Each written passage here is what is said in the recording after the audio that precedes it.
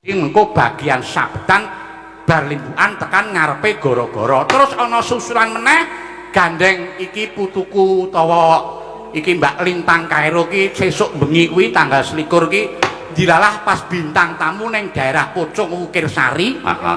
Rene Mbak Lintang Kairo karo warga laras ya caket karo Mas Gading ya caket mula dirembuki sisan sing biasane kuwi hargane semene khusus dienggo tring manunggal Mbak Lintang Kairo ya separuh harga. Iya, iki ya mergo saka gedene srawunge Mas Zahroni ya. Mula ya awake dhewe sing penting nang kene nderek memuji anane diadani merti dusun Trimanunggal iki njaten manukan lan kunden iki sing disuwun ya nak ya. Muga-muga taun sing bakal lumaku iki kabeh kebak berkah sing padha among tani ya padha wekel nggone pangulan tetanen pokoke kabeh pinaringan rejeki ingkang linangkung lan para warga uga padha sengkut gumergut nggone tumandang karya lan warga sing lenggah ana ing Trimanunggal kene kabeh pinaringan kabagas warasan ya lan utamane para among tani muga-muga didohna saka suker sakit didohna saka ama wereng utamane nang kene mau aku dikandhani karo Mas Yaroni jare kene iki tetandurane sok diserang karo ama tikus muga-muga anane diadani merti dusun kabeh melu nyuwun muga-muga terus ilang ama wereng kuwi ya lan sing baku meneh kerukunan guyub rukun gotong royong bandol rompol kudu tansah dijaga muga-muga bisa andayanana kaberkahan kaendahan kabagyan lan kanugrahan tumraping warga Trimanunggal Jateng manukan kunden desane Sayareja sukses selalu ya wis iki wis diaturake kabeh nek wis diaturake kabeh mergo iki sing bakal awak dhewe ngaturake lagon-lagon wong request wah akeh tenan iki request ya aku arep munggah wis diwilengi nganggo pirang-pirang layang mongko wis ana layang papat iki kendel kabeh iki iya diwacake mboko sithik mengko ndakne gelo sing ngersake ya sing layang kesiji bapak-bapak RT Trimanunggal nyuwun gerajakan Banyuwangi Mbak Lintang Kairo kalian Mbak Anting ya terus ana meneh bapak-bapak among tamu nyuwun pepiling Mbak Lintang Kairo iki ya layang loro iki menganggo suwekan tilas apa ya kendel ana meneh layang meneh kendel meneh tulisane cilik-cilik nyuwun fragmen ketoprak Roro Jonggrang wah peran Bandung Bondowoso Kikiswan peran Putri Anting Lambangsih terus ingkang dados ibu utawa emban Ibu Prastiwi saking Dukuh Jaten Bapak Franky Yoga Anggara iki dukuhe kok ya kendel banget iki ya Wan elok tenan pokoke mbok menawa wis nyawer ning langsung karo Kikiswan dadi ora liwat aku nek liwat aku mesti tak korupsi wah iki saka pemuda iki dawa banget iki pemuda Ikareja nyuwun siji Liwung Prastiwi loro ande tak terpisah loro Sinarengan meneh ana meneh ayang-ayang terus tangga kangen memanikmu saking parkiran meneh saking parkiran tak berdaya terus katresnan sejati asmara nula salahmu sendiri rindunya hatiku rewangan ana meneh rewang lestari gubuk asmara lali janjine caping gunung kerinduan segara madu dadi wayangan bengi pokoke nembang terus iya nek kira-kira ora iso dipinangkani ya kon nyetel kaset kok ya akeh banget iki iya mula iki dienggo lagu pambuka iki gandeng panjenengane luwih utamane iki panitia ngersake nyuwun lagon pepiling Mbak Lintang Kairo gandeng ya iki dibantu karo Mbak Lintang Kairo supaya jumeneng mongko iki ana request khusus Mbak Lintang Kairo karo Mas Gading mengko ana request panjenengane Mas Gading karo Mbak Lintang Kairo arep duet ya kuwi sampai inte ya sampai inte kuwi lagu romantis mula len nembang mengko sing romantis iki mengko Gading karo Kairo kuwi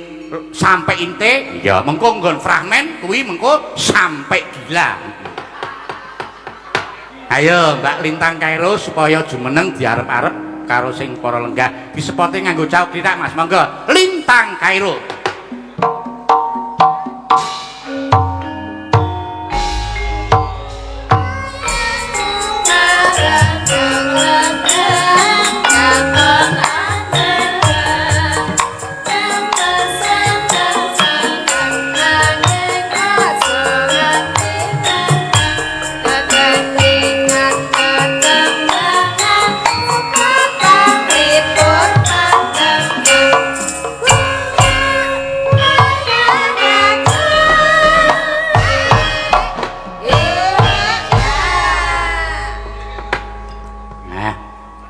Wis menang. Nggih, sugeng dalu, Bapak. Inggih, sugeng dalu. Kok panjenengan kok salim rumiyin. Oh, ketoke mau wis salim ya, salim. Oh, nggih salim malih, Bapak. Aduh, Jan. Wah, ya nek isih enom ya tangale alus. Mila to, Bapak? Nggih. Nggih. Nembe sepisan menika nggih. Nembe sepindah menika kepanggih panjenengan. Biyen ketemu nalika semana panjenengan isih cilik banget. Oh, nggih. Pak Seno nak ora kleru biyen almarhum Bapak. Nggih, ten Blitar napa ten Pundi nggih? Datang Blitar nate. Blitar. Terus datang Gresik Surabaya. Panjenengan kok nek ngundang kula kok Bapak? Lah pripun? Lah kuwi tak critani. Kedahe pripun? Almarhum Pak Seno kae arepa umure tuwa kono kathek setahun ning secara alur kae pernahe ponakanku dadi nek nyebut aku muni Pak Lek. Mas Gading nak nyebut aku muni Mbah Gedar. Mula panjenengan nek nyebut karo aku Simbah. Eyang. Oh, Eyang. Nggih. Nggih, Eyang. Grandfather. Grandfather together. Grandfather. Nggih, Bapak. Alhamdulillah sakmenika sowan dateng desa pundi desa Jaten nggih. Trimanunggal. Tri kuwi telu, manunggal iki siji, telu-telune ngatunggal. Oh. Telung desa dadi Tiga desa jadi satu. Siji. Nggih. Jaten. Kedua Manukan, sing kaping telu Kunden. Niku kok rada-rada ngoten to namine, Pak? Kok rada piye? Jaten. Maksudku Manukan ki penduduke lanang kabeh ngono. Lah nggih lek kedahe ngoten. Ya ora ming jeneng kuwi. Nggih, Manukan kalih setunggale wau desa Kunden.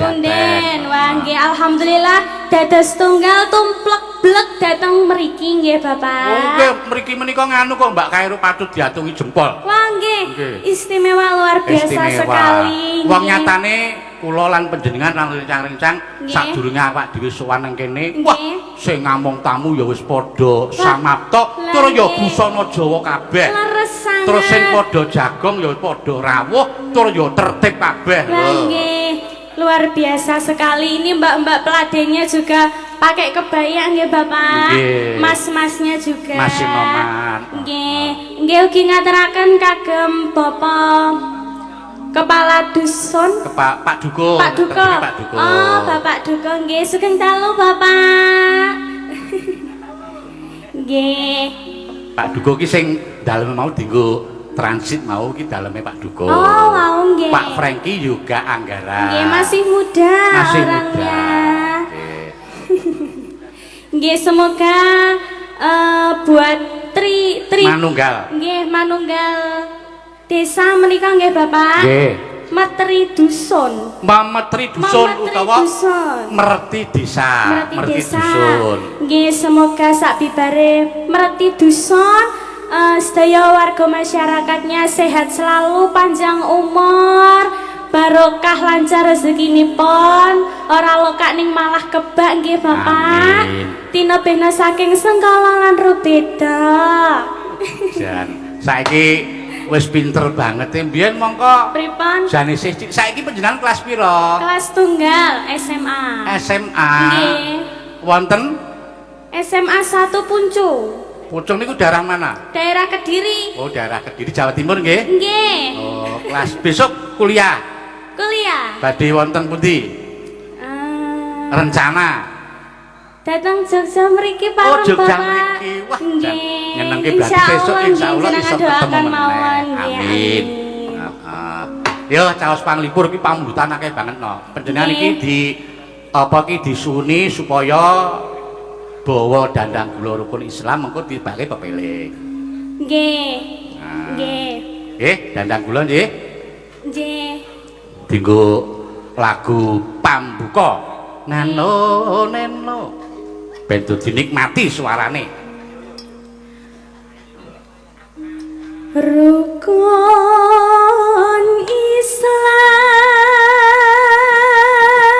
Islam ing lima pan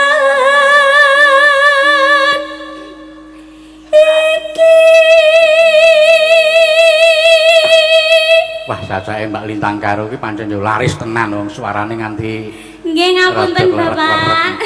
Ning panjenengan nganu kok tak adungi jempol. Saking senenge arep sowan ning Trimanunggal ki panjenengan le sowan mriki wau mruput esuk pun dugi mriki nggih. Sampun. Wah, nginep tengene Pak Jaroni wau nggih. Nggih, wau pagi sampun dateng dalemipun Bapak Jaroni nggih laras. Jan nyenengke. Ayo nak lanjut no. Katindakno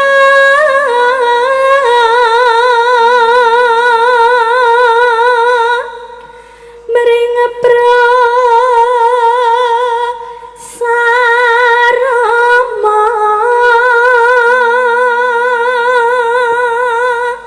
Neno aja nganti ditinggalke.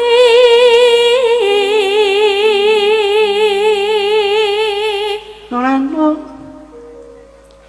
Rukun Islam pon niki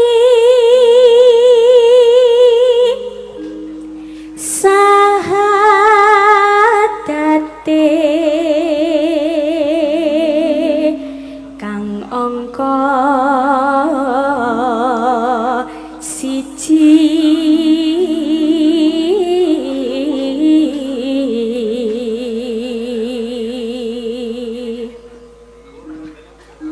kang kapindo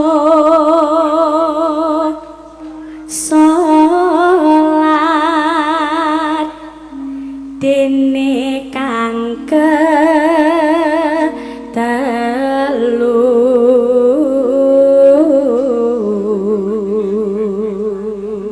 yo iki kejaba layang-layang yo sing liwat WA yo akeh nang Nggih. dipinangkani mboko siji. Nggih, lewat HP wonten, lewat Nggih. surat wonten. Dan ya wis pokoke kudu diratani mengko. Nggih.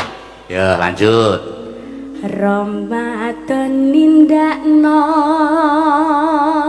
poso papat zakat ping 5 ngibadah haji. Nonano Rukun Islam sampurna.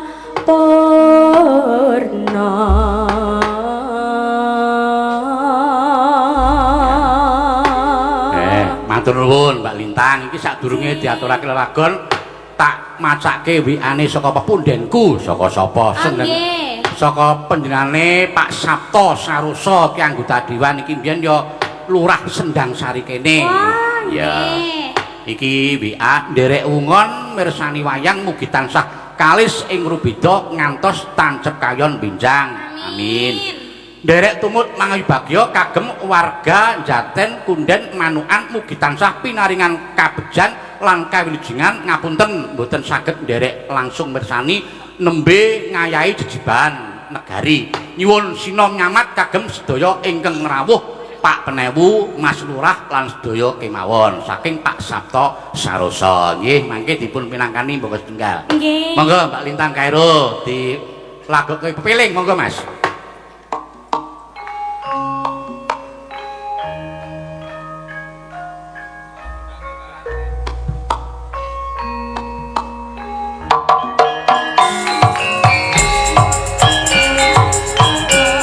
La ilaha illallah Muhammadur Rasul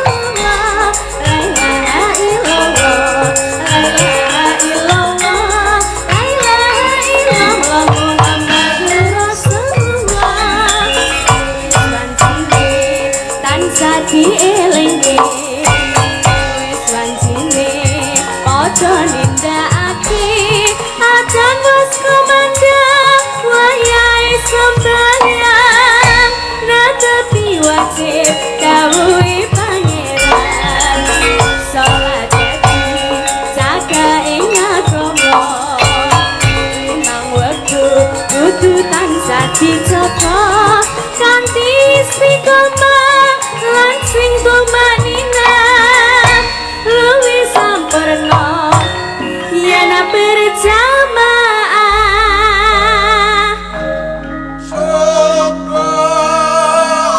syukur lan asal salat saya tingadake tindak mungkar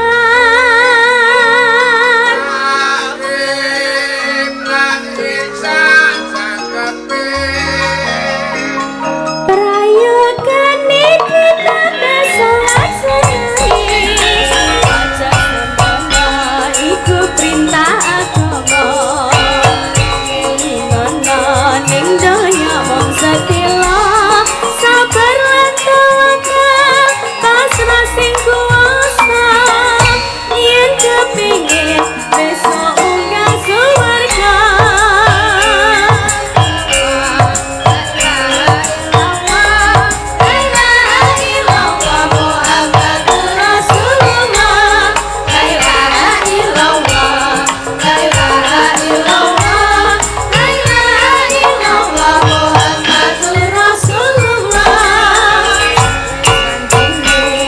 tansah dielingi wis wanjine padha nindakake akan wis kumandhang wayahe sembahyang netepi wajib dawuhe pangeran salat dadi jaga ing agama nang wektu kudu tansah dijaga kanthi istiqomah lan sing tumanina luwih sampurna yen berjamaah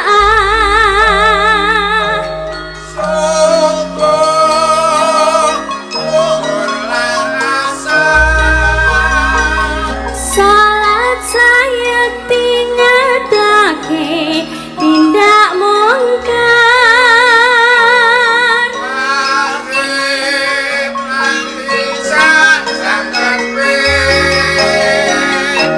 prayogane kita salat sunai aja sembana iku perintah agama ngelingono ning donya mung setila sabar lan tawakal pasrah sing kuwasa yen kepingin besok munggah suwarga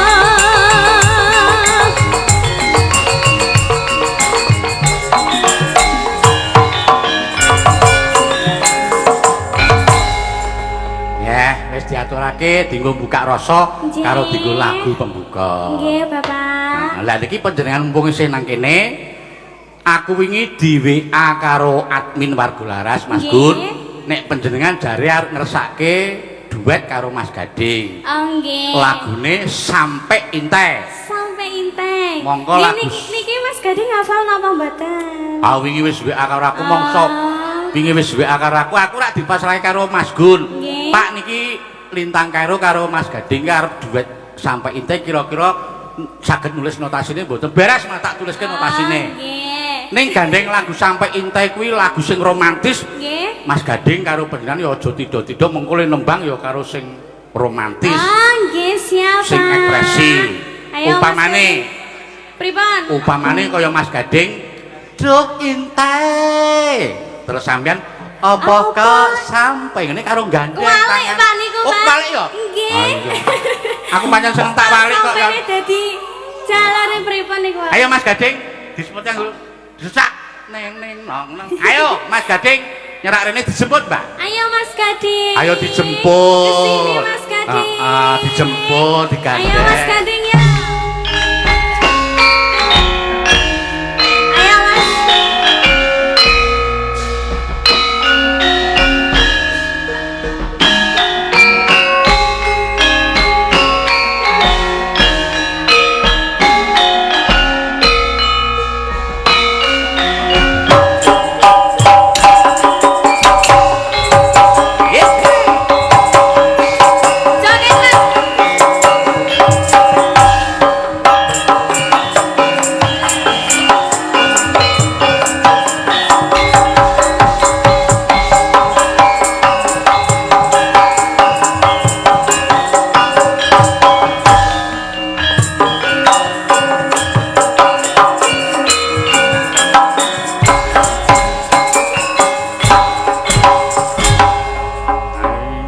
nyekel mic Mas Gading. Pokoke rasa isin-isin. Nggih, Mbak. Sapa ngerti pengendikane almarhum Bapak biyen numusi. Biyen nalika samono panjenengan ya isih cilik, biyen ya melu. Mbak Lintang karo biyen ya melu. Sesuk nek ana rejaning jaman mbok menawa Lintang karo sesuk iso dadi judine anakku barang mbok menawa lho. Mula kok njaluk lagu Sampai Intek. Nggih. Kudu Mas Gading iso ngimbangi lagu Sampai Intek iki romantis lho. Ya, Nek dikit-dikit digandeng aja, tangane ya Mas. manut. Heeh, lagunya Lah. dikit-dikit aja. Dikit-dikit kepiye? Ya maksudnya Aku ora nggak seneng usah- nek dikit-dikit. Lah senengnya piye? Ora apa-apa. Iki lagu Sampai Intek iki lagu Cina. Le omong-omongan nek iso ya cara Cina. Ya ora kok ya. Pokoke sing romantis. Wong lagu niki tentang katresnan. Nah, Apa kowe tresno aku terus Gading mangsuli donya akhirat tresno. Ya. Aku lali ya, Mbah. Ora wong wingi tak bantuin ya nanti. Oke. Nanti liriknya tak bantuin Mas Gading nyanyi ya. Nggih. wong kuwi nganti ana sing nyawar apa kuwi jenenge Mas Janu. Oh nggih niki mau. Kuwi Mbak dipendet, Mbak. Saking saking dibacakan. Ini untuk Ki Gading Pawukir Ah. dari Positif Fiber. Vibes. Oh vibes, tapi tulisannya R. Ana meneh kuwi Ini saka sudah. sapa? Lintang Kairo untuk Lintang Kairo dari yang sama. Ini terima kasih ya. Semoga sehat selalu, lancar rezekinya. Selalu mensupport saya sama Mas Gading. Terima Amin. kasih. Nah, terus kuwi? Ini Untuk siapa? Dari siapa? untuk Ki Geter. Panjenengan ki diparingi Waduh, iki. waduh matur nuwun, matur nuwun. Terima kasih. Nah, apa iki? Wah, duit karo kopi kapal api. Wah, iki Sane jenengan mboten ngantuk nih Au, seminggu. ya iki sing penting duwite tak jukuk, kopine mongso borong. Tak ngono. Nya, kopine nya. Ada lagi Bapak. Heeh. Oh ya terima Nggih, kasih. kesehatan niki, Mbak. Bukakno, Mas. Minta tolong. Sik, berapa? Wi untuk Ki Geter apa untuk Ki Gading kuwi? Heeh. Ya, Ayo didekirana ben disut. pegang Mas. Ya. Oh, kualik Mas. Oh, ini. Semoga sukses dan rukun selalu Mas Gading, Mbak Lintang. Terima kasih Matur Lintang sembah nuwun. Lintang Pawukir fans. Wah, Lintang Pawukir kok. Terima kasih. Terus ini Itu apa Mas yang itu Mas? Yang ini untuk Ki Geter. Kagem Yoga. Wah. Ora ding ora, padha tulisane. Oh sama. Kami niki Ya, lho. buat Lintang Pawukir fans, Iya. terima kasih banyak. Iya. Semoga guyub rukun selalu ya. Terima Amin. kasih sudah mensupport Mas Gading dan Lintang. Terima kasih. Matur nuwun. Pokoke matur sembah nuwun. nuwun sangat. Ning ya jane sing maringi pilih kasih lho. Aku iki Lintang karo Gading abang-abang kok nggon aku biru iki wah, guys. Lah panjenengan gandengane sinten lho, Pak? Aku ora ndek gandengan. Ayo. Kita berdua kan cocok ya, Mas ya. Ora nggih. Iya. Sudah. Ayo. jelas. Lagune ngene, Mas. Sampai intai lho lagune. Gimana lagune? Dipraktekin coba Mbak Lintang anu. Prakteke. Tangane ngomong. Oh. Nah, terus Gading. Apa? Apa Intai? Kamu itu manggil aku nama Intai Oh, gitu loh. Intai toh? Heeh. Nang WA ki bingung aku, Mbak. Sing penting saire aja kesusule gandengan, saire. Udah aku main manut. Aku emang digandeng ini manut banget Mas. Wah, aku ki manut kok wonge kok. Dikapak-kapake manut. Wingi wis tak kirimi linge ya, kudu dipelajari kok. Apal ya? Apal Mas. Saya Ben karo waduh, dituntun Mas. Mbak. Mugi-mugi apal. Bukane iki lek nulis notasi ya mendadak, iki malah kita fotokopi. Oh, nggih. Bukane saka saron dhuwur. Niki. Teng tong teng tak tak dun tan detang detang. Niki mboten kalem-kalem mawon, Bapak. Sing pertama Nggih. kalem dangdut ning dangdut tipis-tipis. Oh. Pamrih ben panjenengan ki romantis iso meresapi ngono lho. Oh, nggih, siap. Nggih. Ya, sampai ente bukane saron iki Mas nggih. Ning neng nang nang nang ning nang alon sithik Mas, ku sing keloro sesek ora apa-apa. Yo, sing romantis lho. Yo, sampai ente.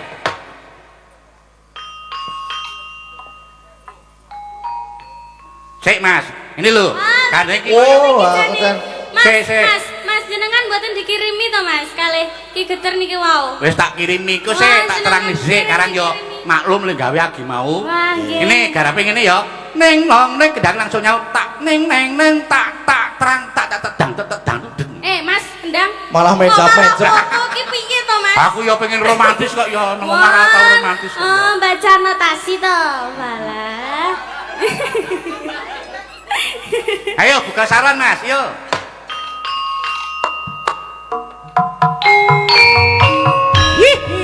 Mas Gading. Dalem Dek Lintang. Mas Gading tahu nggak Apa? bedanya bintang sama lintang? Apa ya? Kalau bintang itu menyinari dunia. Oh. Kalau aku menyinari hatimu. Ayo Ya masuk. ampun.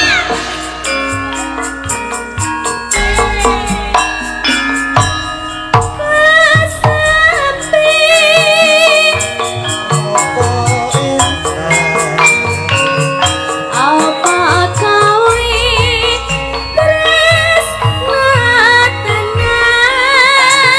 terima kasih. Yo intai. Ika sampai tresna kundang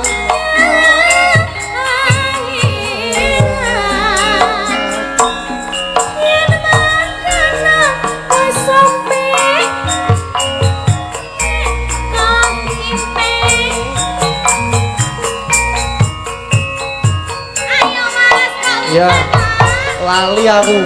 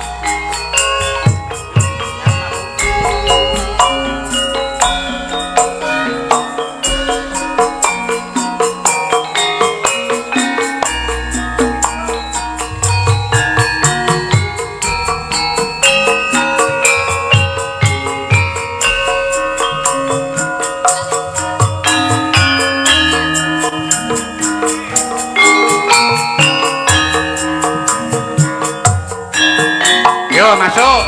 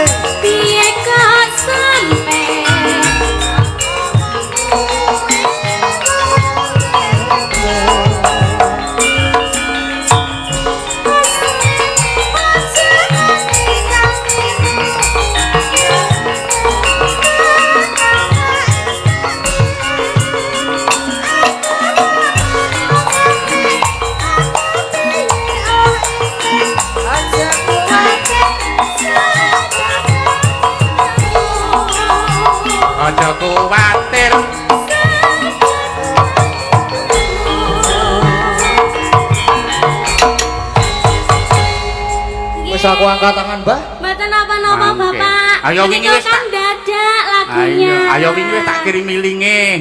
Oh. Tarane ajar ning omah guru. Nggak apa-apa, Mancing Mas kok malahan. Kevin. Lah, mancing karo ajar. Iya, serat Nggak apa. apa-apa. Sesuk diapalke mergo iki nak panjenengan iso nyanyi karo Lintang karo jan pas banget ngene iki jane. Nggih. Heeh. Nggih. Lagunya yang Apa? duet aja yang bisa aja. Ah, yang Mas. bisa Apa, apa? yo? Lintang Yang bisa, Asmara yo. apa-apa? Apa ayang-ayang? Manut Apa langgam? derek. On derek. Nggih, derek. Melok bareng di Lintang Asmara ya. Nggih, derek. Ya, tinggo. Wah, aku wong manut.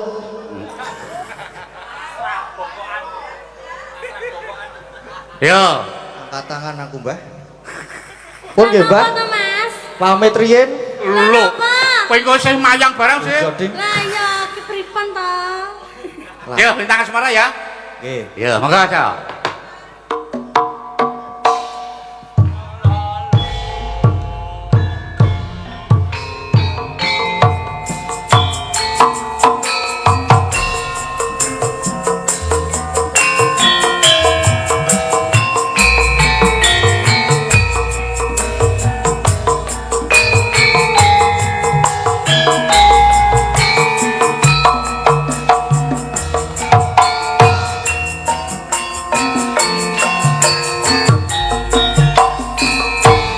Siapa toro ratri mongeleng manis ing ati aku bisa handuweni marang sang Hyasmu Rasa kangen kang liputi lintang bulan dadi saksi upayane datang balinjani janji supaya bukti sedaya pasti.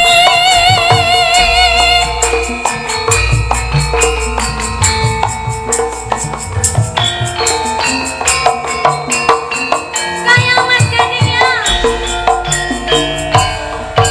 Ngayu trasa kinaryo tombo susatron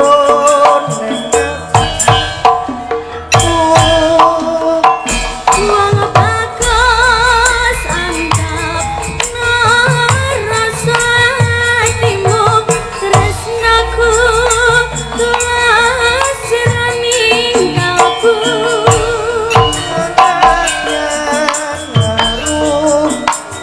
banyu segara rasaku rapatak no Senadyan nyawa oncat saka raga was tresna rapi sepi-sepi.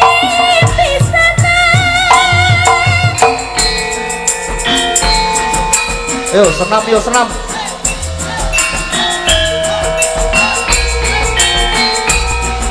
Kiri kiri kiri kiri.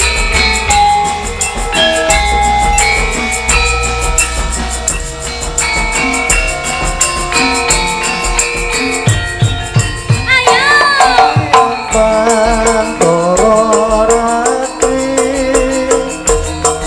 mongeleng manis ing ati setiaku bisa handuweni marang sang Hyasmu Laksmi. Rasa kangen ang limputi lintang bulan dadi saksi ubayane datang balinjani janji supaya bukti supaya pasti.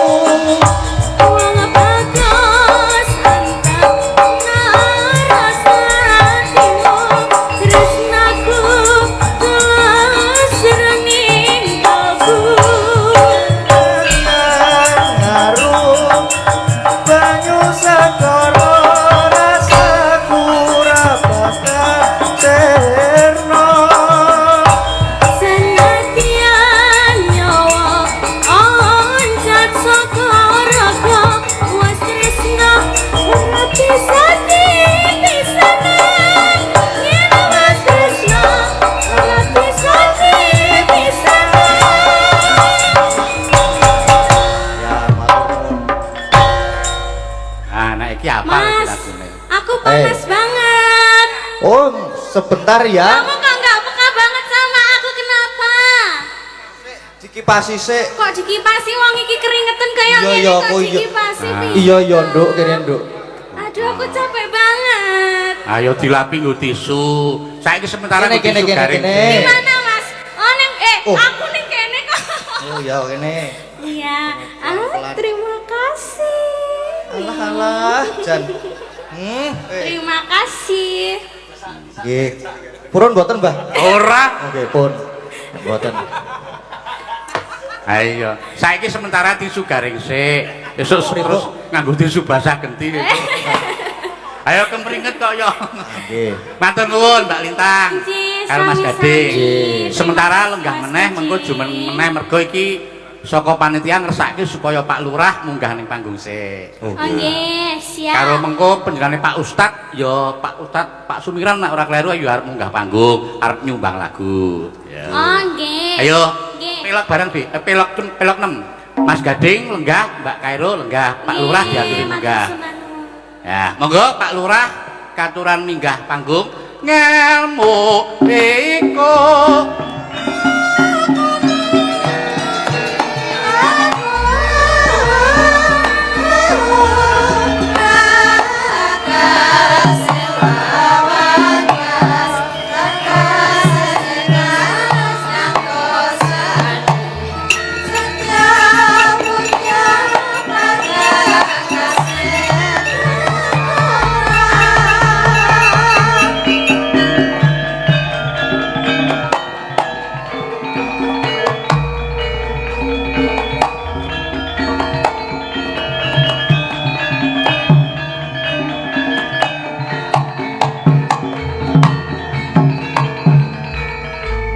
Wah, jan ora ngira jebul Pak Lurah ya isih timur ngono.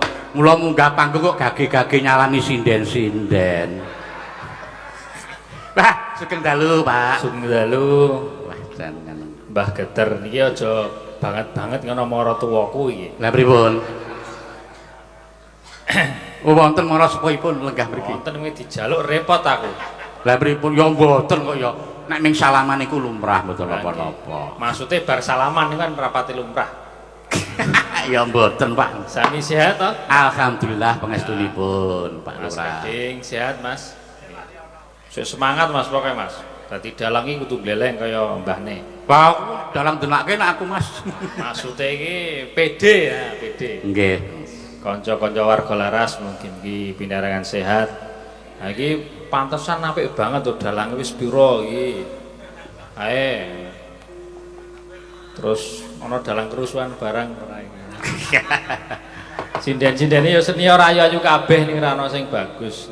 Ah nggih karang ya Piai Putri kok ya. Nggih. Paring pengendikan Pak monggo Pak kita Nggih. sak kelimah rong kelimah.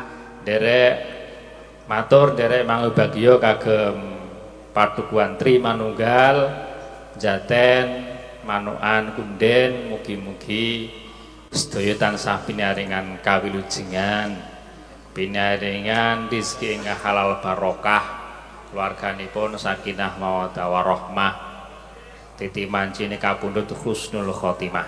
Amin. Ingkang paling penting ngeten Pak, sik jenenge nguri-uri kabudayan niku rasah tergantung karo wong liya. Krana kabudayan niku sing butuh awake dhewe, kudu wong liya.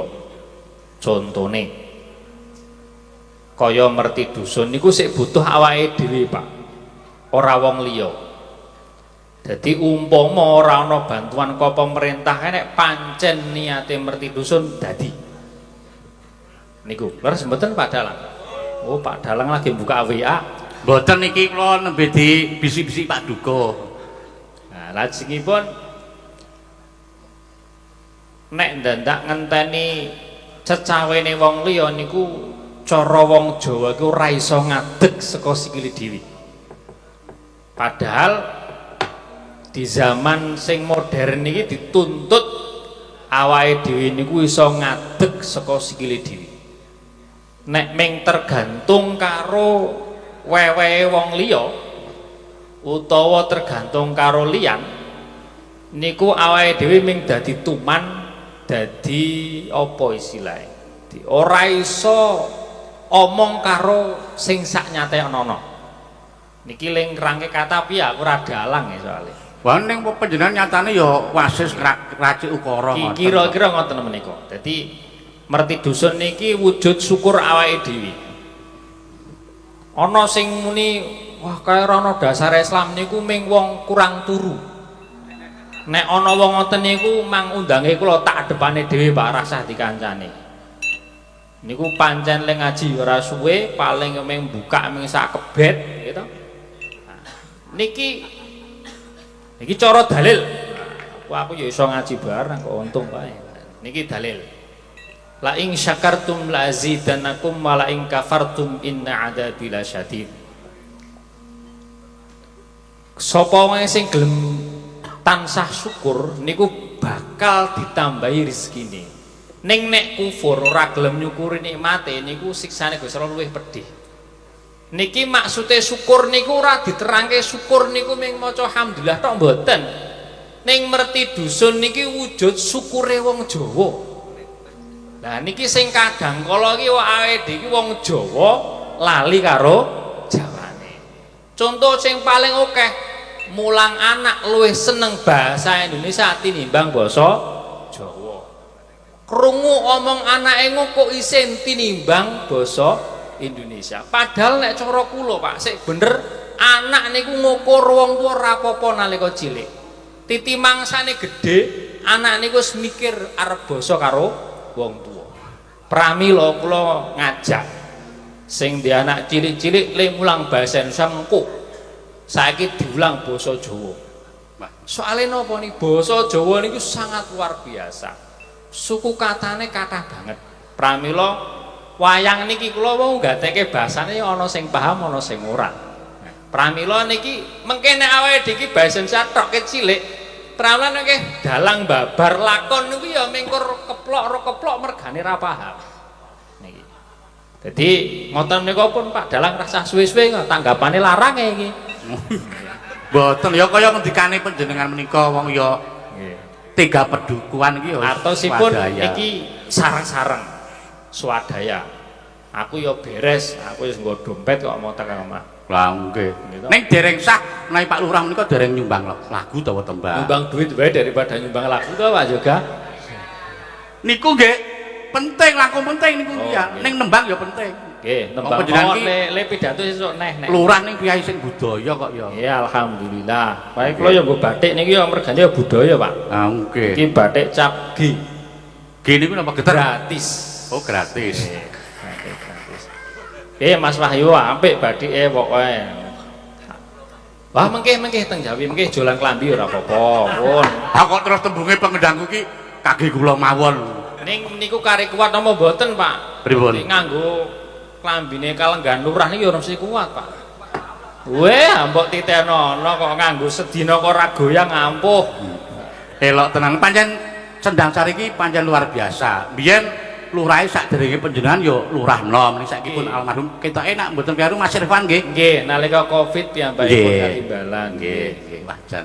Dasare ya piyai budaya panjenengan ya pinter nembang. Nyekarno Pak, nembang napa? Kula isane rondo kempling, Pak. Mang milih arep njaluk pasangan sinten? Aku milih sing sepuh wae, Pak. Panjenengan ki Lurah Enom, bagus kok selerane tuwa. Ora masalah selera. Sepuh niku nyesepe saya ampuh. Bener ora? Arep ngopo? Kowe menang aku pokoke. Berarti sepuh ki sing dimaksud santene malah akeh ngono.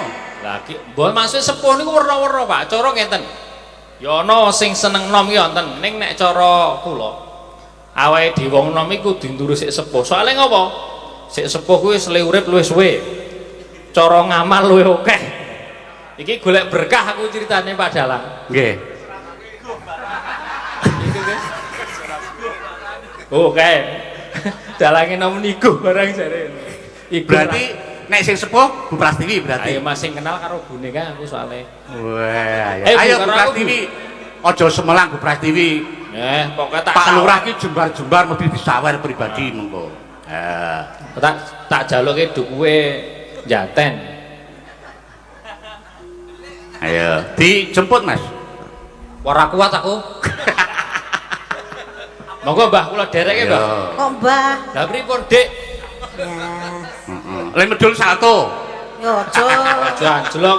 Aduh ambulan ora ono. Yo Pras. Terus Pak Lurah ki sing enom bagus, sampeyan le mbagek ki yo sing sopan. Nggih. Halus.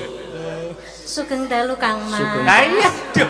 Aku le jawab piye iki? Sampeyan disebut Kang Mas ngono rasane sampeyan pripun, Pak? Biasa wae. Kulino soalnya. Pun mboten ngefek. Ayo ning efek piye? Lho mungkin jenengan mendem nak njuk ngefek. Mboten. Mungkin prestani kula kados Dewi Persik. Waduh. Ayo kalah lawan iki aku. Ning ngunjuk alkohol. Sehat toh, Bu? Alhamdulillah. Ya. Yuswa pinten? Kula Nggih. 17 tahun. Mugi-mugi panjang yuswa. Amin. Padang jembar kubure. Lah iya to nek ndongake sik apik. Ampun, ndongake ingkang sae-sae mawon. Lah nggih, rada panjang yuswa. Nggih. Rezekine lancar. Nggih. Akeh tanggapane. Amin. Aja lali kare kula. Mboten, jenengan ya mesti ra gelem tenan nek karo aku. Lah ya ora gelem piye maksude? Awang nyatane Pak Lurah ya duit ngersake bupras ngono kok ya. Maksude nek tenanan nek ya mesti ra kersa. Ning panggung ya Pak Lurah. Tak dispo mengke tak dispo Jogobaya kae, Bu. Nggih sinten-sinten purun kula monggo. Nggih, Kok terus sapa-sapa bilang. tanggung jawab nika. Kang pundi? Niku. Wah monggo kenal badhe kersaken. Kados napa Pak duit rada kepli. Nggih, rada kemlek Iya. aku sana rada kemlek. Ayo Yudi, Bijang tak ladeni yuk. ajar lintune Pak Dalang. Nggih. Ayo di rada kepli tak bukan minggu suling, Mas.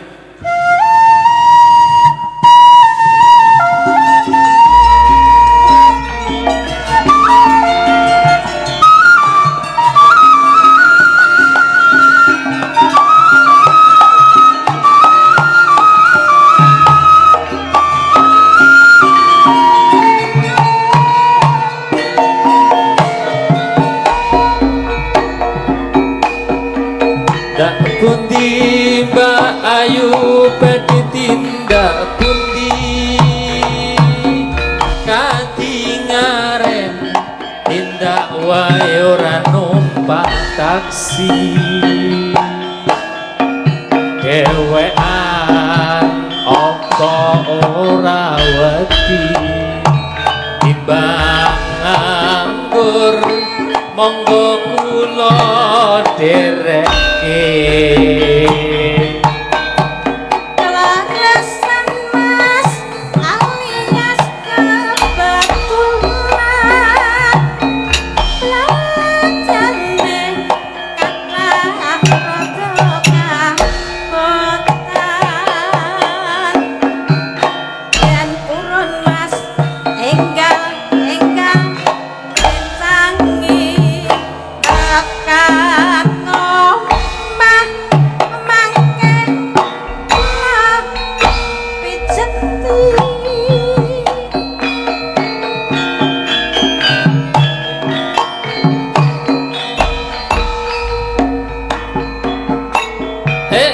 tobel wong legan golek omongan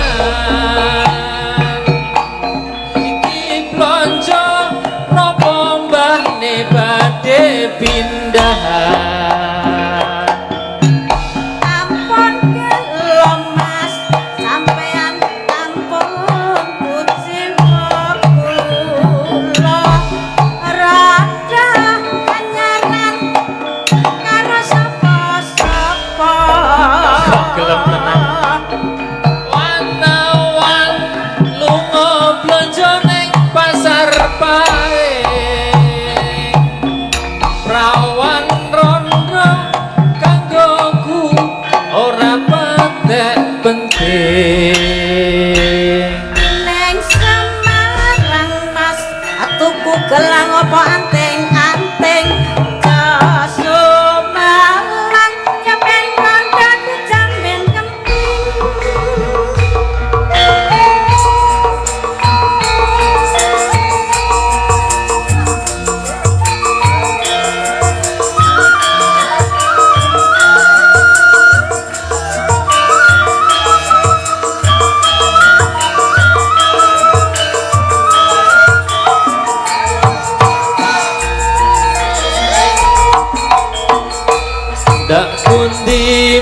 ayu badhe tindak pundi kadingaren tindak wae ora numpak taksi kewean apa ora wedi timbang nganggur kula kancane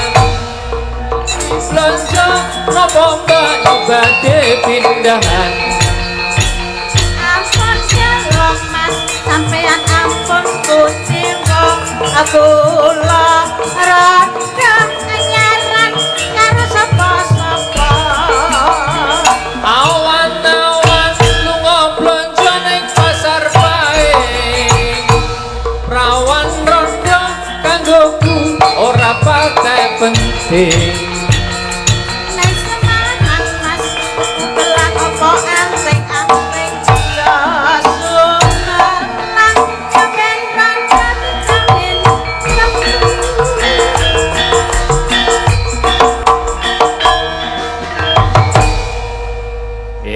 matur nuwun Pak Dalang Luar biasa. Wah, buat kalih pemeringat? pemeringat Nggih. ampun kapok cetha ning puskesmas sing nggih oh, golek penetral racun jenengan pokok Jawane iki pokoknya menyesal ngono wae. ora mbok mboten derek kadaluwarsa niki mung meh Nggih. Dipresani pripun kedaluwarsa ora? pun ketinggal tanggale niku najan to alit niku pun ketinggal Nggih. Ning tasih remen to? wah remen kula sing ketinggal-ketinggal niku nggih Oh nggih, niki kula ketok kula duduhke teng mburi niku. oh nggih gampil nggih Mas juga diwakili nggih Nggih, sampun. nggih Pun niki. ngoten Pak Dalang Janjine mau yuk. janjine dompetku masulis Wah, iki. Wah, nggih. jan Pak Lurah ki suwe-suwe nganu kok sesuk iso madeg dadi bintang tamu kok. amin wah ojo Pak ojo ngeten niku Dipacet amin lho sampean mau. Nyatane panjenengan yo menyampaikan visi misi yo Tak kena. jabut. Lucune yo oleh. jadi ngeten awake dhewe kudu sesuai dengan relnya masing-masing Nggih pundi nek kula gawake napa? Wah iya, kok le. Ora ulah. nah, ono relnya masing-masing pokoke Nggih. jenengan ngopo ya Mas Wahyu Pokoke angger dhuwit kaku mbek abang. nah, jadi Mas Dalang ya Mas Dalang Pak Dalang pokoknya wilayahnya budaya Nggih. iki era dipangku ya budaya iki wis ambruk tenan Nggih. nggih apa meneh jamane saiki kaya ngenten Leres. nggih to saiki wong Jawa sing nganggo surjan kuwi rak ya do angel Nggih, nggih. wong kula wae miru ndak ndelok gambar soalnya Nggih. kula tak teng ranah politik mawon Lah nggih, dadi lurah. Ijang ngundang jenengan mleh mawon Amin. Dikseseni Kyai Danyang, Nyai Danyang lho niki. lah iya nek ngundang sesuk lho mbok kapan Wah, tiwasaku wis marem wis lega terus esuk kapan? Maksudnya- Taune dereng karuan dadine.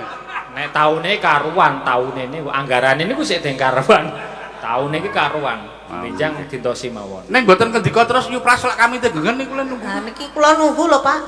anu go apa jenengan Janji niku adalah utang. aku padahal ora tau janji lho Niku wau lho. piye Wah, iki ora iso digugu ya. ora Mosok kon Piye? jelaske. jelaske piye Nah niku jero dompete niku lho. oh Ah, napa tak bukake? sampean tak takoni sik Ya. kalau sithik apa akeh Manut kula niku. ora sithik apa akeh Oke. Nggih, oke gelem sithik gelem. ora sithik apa akeh milih Napane niku? ayo pokoke sithik apa akeh Nek dhuwit oke. oh akeh Akeh. akeh wae 2000-an Oh, lah iya to akeh apa sithik sithik abang. sithik abang ya ono ora ya ternyata wong tuwa ki pinter tenan Nggih, ngalah pengalaman aku Igo nek piye sepuh. tak nek bukure kene nggarep ra Jenengan ki lurah apa rentenir? Kok le pitung banget. Mengar kok nek blang pecit lho. Pitung banget ya di 2000 nang. Kok ketoke ngono aku tipis sih didelok sik isine. Oh iya, walah. Buku rekening wae piro to? Oh, ming kertas. Lah ya rekening iki kertas iki. Wah. Yo, Nggih, matur nuwun nggih, Pak. Bu. Mugi-mugi berkah barokah. tumbas pembalut. Wis ora nganggo. Kagek kumpal mawon. Wah, jan elok tenan. Iki menyampaikan visi misi ya apik, lucu ya oleh, saru ya gelem. Oh, ora nek saru ki ora. Saru ora. Ora salah maksudnya. Nah, nggih. Sing paling penting paling sehat mawon sedaya mawon. Nggih. Nggih, Mas putrane Pak Seno iku Nggih. kula selalu mengikuti lho, Pak. YouTube Pak Seno niku. Nggih. Ning tak komentari iki rung kena. Lah pripun? Rung ngerti kula yen. Maksude pripun niku? Hah? Oh. Wae kok ngono iki HP-ne jadul rene. Mungkin panjenengan dereng berteman karo YouTube. HP ku anyar, Pak. Nggo tuh HP jenengan oleh 3 niki. Wah iya. Tak kira Nokia. Senes to nggih syukur. Lurah kok Nokia ya sarung. Loh, Oh, waduh. bojoku ayu to. Kok ten gambare bugil. Wah. Nggih. Yo prase senengane buka wadi. Masih ora. Nggih. Ya wong tuwa ki ana kalane ngapusi barang. Nggih. Nggih, ana kalane ngapusi barang. Sing penting didongake mawon iki laris. Amin. Yes. Ning sing penting anggere racun iki rasa decret-decret apa-apa. Wah, mboten. Nggih. Kula nggo dhewe pokoke. Ah, nggih. Ngoten nggih. Nggih, matur nuwun Pak Lurah. Ampun nggih Pak Lurah. Nggih, matur nuwun nggih. Mugi Sehat sehat selalu. Nggih, amin. Sehat Matur selalu. nuwun. Wah, jan. Monggo iki mau ndek sapa ya mik. Elok tenan nggih, matur sembah nuwun. Putrane Pak Seno. Alhamdulillah. Pak Lurah. Pak Lurah. Kula karo sampean iku tuwa kula. Lumrahe wong enom ki munjung wong tuwa. Wah, mboten. Oh, mboten kok Pak niki namung gojek mawon. Ya, wah jan matur sembah nuwun.